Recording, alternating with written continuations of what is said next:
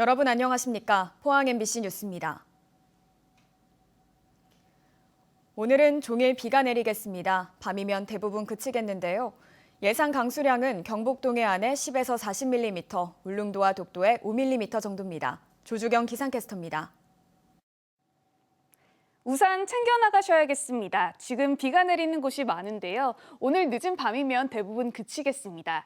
경북 동해안에는 10에서 40mm의 적지 않은 비가 내리겠고요. 울릉도와 독도에도 5mm 안팎의 빗방울이 떨어지겠습니다.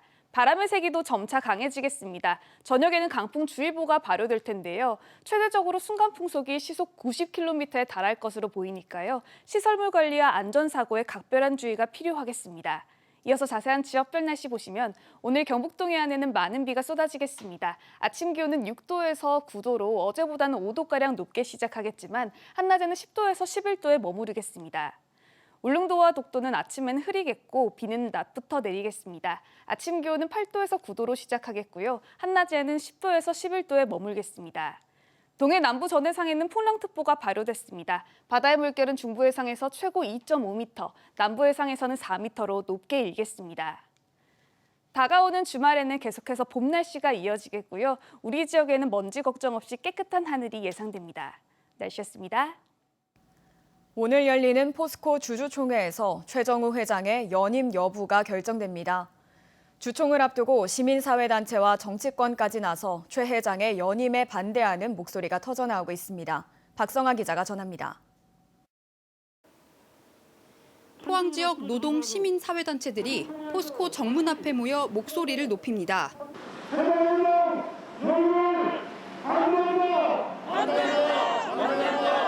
최정우 회장이 지난 2018년 선임된 이후 포스코에서는 17명의 노동자가 숨졌습니다. 중대재해에 대한 사회적 경각심이 높아지는 시기에 포스코에서는 오히려 산업재해가 늘었습니다. 결국 살인기업이라는 오명을 얻었습니다.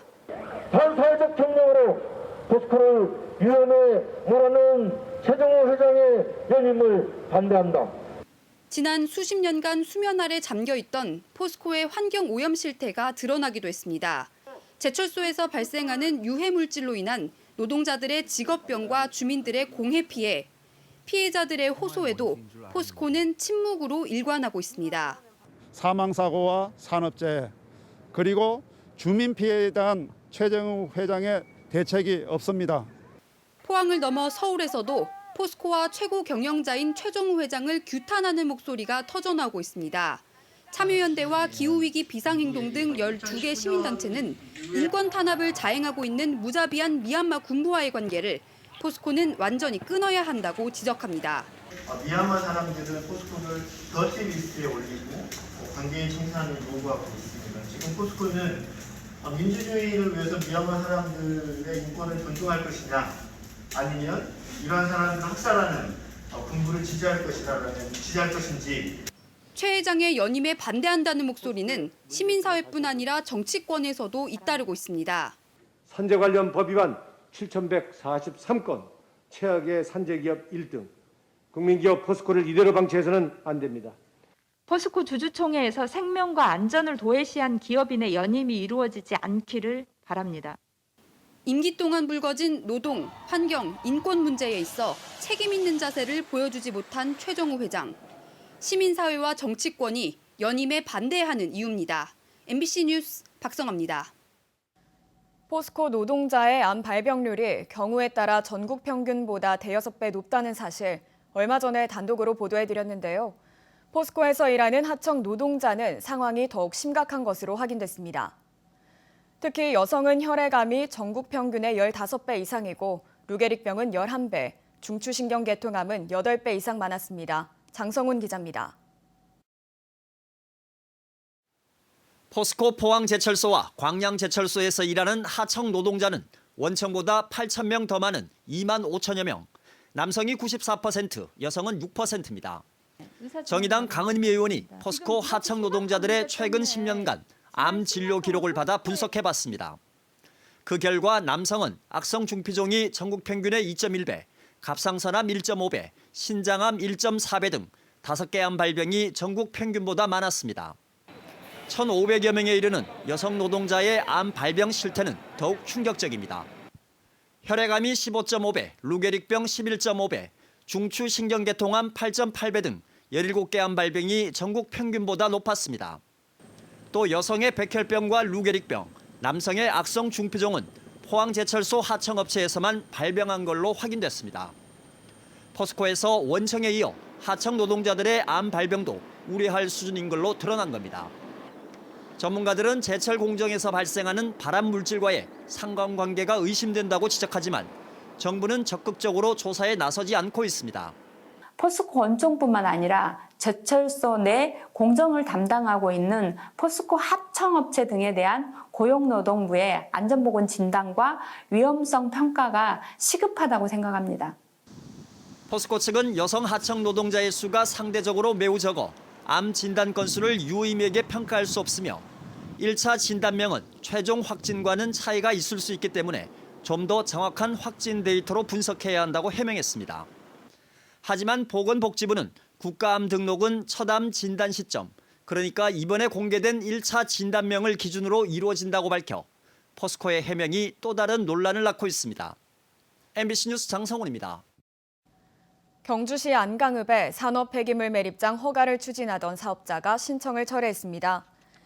경주시는 주식회사 황림이 지난해 8월 안강읍 두류공단에 220만 세제곱미터 규모의 폐기물 매립장 조성 허가 신청을 낸 뒤 대구지방환경청의 소규모 환경 영향평가 결과가 나오기 직전인 어제 허가 신청을 철회했다고 밝혔습니다.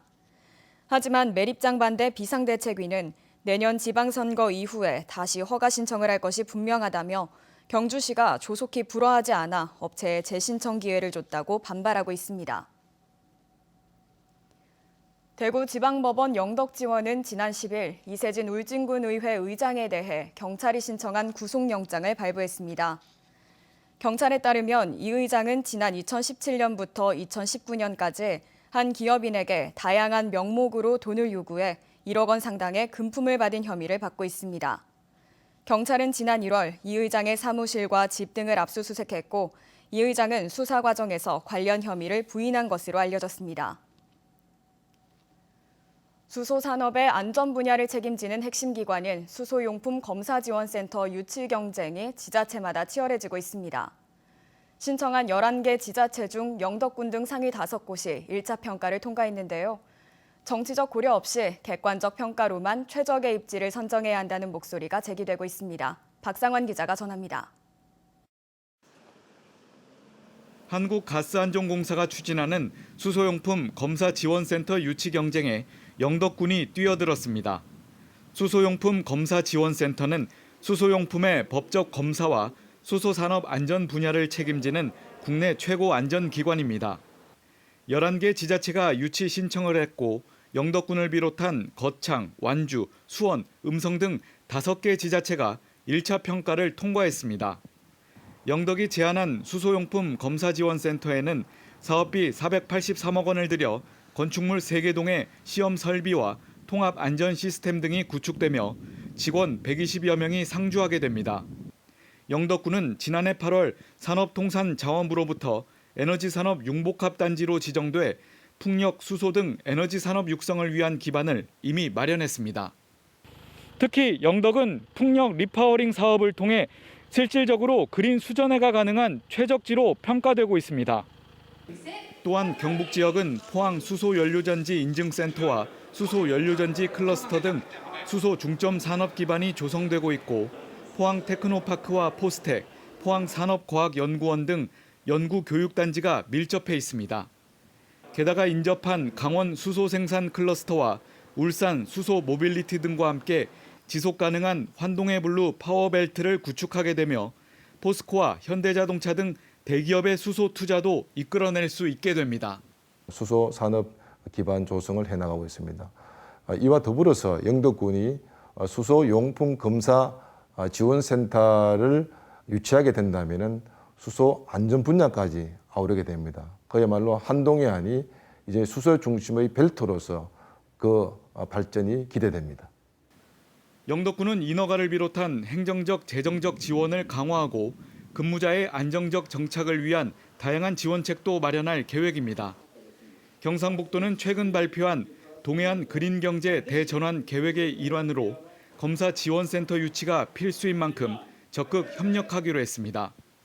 한편 한국가스안전공사에서는 현장 실사 후 2차 대면 평가를 거쳐 오는 17일 최종 후보지 한 곳을 선정할 예정입니다. MBC 뉴스 박상환입니다. 경주시가 올해 사적지정비에 167억 원을 투입합니다. 지난해 문무대왕릉 인근 상가와 경주읍성 주변 건물을 매입한 경주시는 올해도 토지 만여 제곱미터와 건물 한 동을 매입할 계획입니다. 또 경마장 건설이 추진됐다가 중단된 송곡동과 물천리 유적지 84만 제곱미터를 한국마사회와 협의해 다음 달 안에 소유권을 넘겨받고 고분이 밀집한 황남, 황호, 인왕동, 노서, 노동동 일대의 토지 보상도 속도를 내기로 했습니다. 울진군은 오는 16일까지 지역 내 외국인 근로자들을 대상으로 코로나19 검사를 실시한다고 밝혔습니다. 검사 대상은 외국인 어선원 숙소 이용자들과 외국인 근로자 5명 이상 사업장의 외국인 근로자 등입니다. 한편 울진군은 코로나19 조기 발견과 확산 차단을 위해 보건소의 상시 선별진료소와 호흡기 전담 클리닉을 운영하고 있습니다. 대구 경북 행정통합에 관한 4차례 권역별 토론회가 마무리됐습니다. 이제 시도민 대표를 뽑아 3일간 합숙하는 수의 공론조사만 하고 나면 곧바로 중앙정부에 대구 경북 통합 건의서를 제출할 예정입니다. 하지만 통합 문제는 여전히 주민 관심 밖인데 의견이 공정하게 모아질지 우려의 목소리가 작지 않습니다. 보도에 조재한 기자입니다. 행정통합공론화위원회는 3차례 온라인 토론회에 이어 대구와 포항, 구미, 안동에서 4차례 권역별 토론회를 마무리했습니다.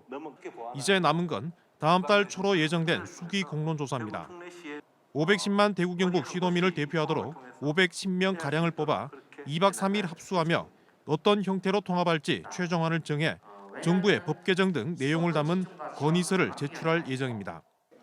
코로나19로 시도민 관심을 끌지 못해 공론화 일정을 2달 늦췄지만 제대로 의견을 모으기에는 여전히 역부족이라는 지적이 많습니다. 이 어려운 시기에 코로나를 퇴치하기 위한 어떤 먹고 살기 위한 민생을 살펴야 될 시점에 이런 대통합이라는 주제를 내놓고 한다는 것은 맞지 않다는 말씀을 드립니다. 특별광역시와 특별자치도 2가지 안을 두고 논의 중이지만 시장과 도지사는 특별광역시가 돼야 한다고 공개적으로 밝히고 있습니다. 세계화되고 선진국이 되는 것은 도시화율이 얼마냐 이겁니다. 도시로 가는 것이 선진국으로 가는 길이다. 경상북도에 있는 이 군 시군들도 광역 특별 시민이 되는 겁니다. 그렇기 때문에 이건 나쁜 게 하나도 없다고 보고요. 공론화위원회 자체가 추진위원회인 양 찬성 쪽에 기울어져 있는 것도 공정성 논란을 더합니다.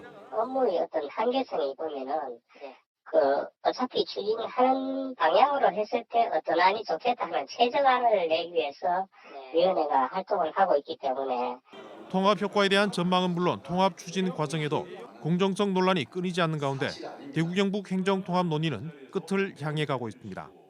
MBC 뉴스 조재환입니다. 짙은 바다 안개가 자주 발생하는 시기에 해양사고 발생 비율이 40%에 이르는 것으로 나타났습니다. 울진 해경에 따르면 최근 3년간 해양사고 340건 중 농무기에 발생한 사고는 133건, 39%를 차지했습니다. 해경은 짙은 바다 안개는 주로 3월부터 7월 사이에 발생하고 있다며 사고 예방 활동을 강화하고 사고 다발 해역 3곳에 경비 함정 등을 중점 배치했습니다. 경주 형산강에 은어치어 10만 마리가 방류됐습니다. 경주시와 경상북도 수산자원연구원은 지난 가을 수정에서 키운 은어 10만 마리를 어제 시외버스 터미널 앞 서천에 방류했습니다. 경주시는 도시마천의 생태계를 복원하기 위해 2019년부터 3년째 은어치어를 방류하고 있습니다. 땅 투기를 했다는 LH 직원들이 대구와 경북에서는 가만히 있었을까요? 수도권 신도시와 비슷한 의혹들이 계속 불거지고 있어서 경찰이 국세청 등 관계기관과 협력해 투기 의혹을 수사하기로 했습니다. 양관희 기자가 보도합니다. LH가 조성하는 대구 연호 공공주택지구는 2018년 5월 지정됐습니다. 지정을 앞두고 연호동과 이천동 토지 거래가 급증한 것으로 나타났습니다. 2017년 2일대 토지 매매 건수는 152건, 2016년보다 70건 더 많았습니다. 특히 2017년 11월 한 달 동안에는 연호동에서 땅 거래가 42건이나 이루어졌습니다. LH 사업 계획을 미리 접한 세력들이 땅 투기를 한 것 아니냐는 의혹이 있는 대목입니다. 보상금에 뭐 2,400원 왔다 갔다 나갔다 도로에. 이 일대를 둘러싼 땅 투기 의혹은 이뿐만이 아닙니다. 보상 목적으로 아무도 살지 않는 유령 빌라를 지어 놓았다는 설도 떠돌고 있습니다. 같은 투기니까 각각이 다 따로 맞겠죠. 받는다고 얘기했는데. 대구에도 땅 투기 의혹이 불거지자 경찰은 국세청 직원까지 파견받아 전담 수사팀을 꾸렸습니다. 경찰은 이곳 연호지구를 비롯해 LH와 대구도시공사가 진행했거나 진행 중인 사업지 11곳을 들여다볼 예정입니다. 공무원이나 공공기관 임직원이 내부 정보를 이용해 땅 투기를 했는지, 차명 거래를 했는지 등을 수사합니다. 국수본이나 또 특별수사본부 통해서 여러 가지 협업이나 자료 공유를 통해 가지고 그 부분도 가능성을 두고 검토를 하도록 할 예정입니다. 경찰은 땅 투기는 은밀하게 이루어진다며 적극적인 제보를 부탁했습니다. MBC 뉴스 양관입니다. 경상북도 시내 농어촌 버스 운임 요율 기준이 5년 만에 평균 16.8% 인상됩니다. 이에 따라 버스 일반 요금은 1,300원에서 1,500원으로, 중고생 요금은 1,000원에서 1,200원으로, 조등생 요금은 700원에서 800원으로, 좌석 버스 요금은 1,700원에서 2,000원으로 각각 조정됩니다. 또한 농어촌 도서지역, 행정구역 광역화에 따른 장거리 노선 등은 각 시군의 지역 실정에 맞게 별도로 요금을 적용할 수 있겠습니다.